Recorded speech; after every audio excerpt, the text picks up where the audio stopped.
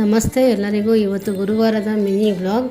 ಇವತ್ತು ಮಾರ್ಕೆಟ್ಗೆ ಹೋಗಿ ಹೂವು ತೊಗೊಂಬಂದೆ. ಆಮೇಲೆ ಹೂವು ಎಲ್ಲ ಕೋಸಿದ್ದಾದಮೇಲೆ ಮತ್ತು ಕಡಲೆಕಾಳು ನೆನೆಸಿ ಕಡಲೆಕಾಳು ಹಾರನ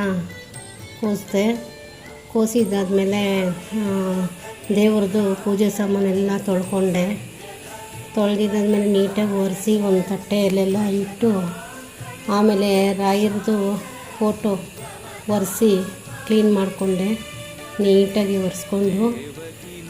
ಆಮೇಲೆ ರಾಯರಿಗೆ ಇದು ಗಂಧ ಹಚ್ಚಿದೆ. ಆಮೇಲೆ ನೀಟಾಗಿ ಹೂವು ಹಾಕಿ ಎಲ್ಲ ಅಲಂಕಾರ ಮಾಡಿದೆ ದೇವ್ರಿಗೆ. ಏನೇನು ಕೋಸಿದ್ನಲ್ಲ ಶಾಮಂತಿ ಅದೆಲ್ಲ ಹಾಕಿ ನೀಟಾಗಿ ಅಲಂಕಾರ ಮಾಡಿ, ಆಮೇಲೆ ತುಳಸಿನೂ ಹಾರನ ಹಾಕಿದೆ.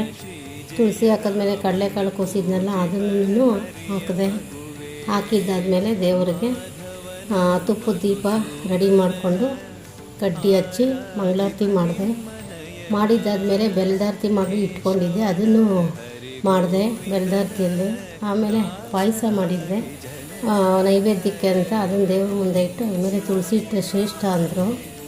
ಹಾಗಾಗಿ ಎಲ್ಲ ಮಾಡಿ ಹೂ ಪ್ರಸಾದ ಕೇಳಕ್ಕೆ ಕೂತ್ಕೊಂಡೆ.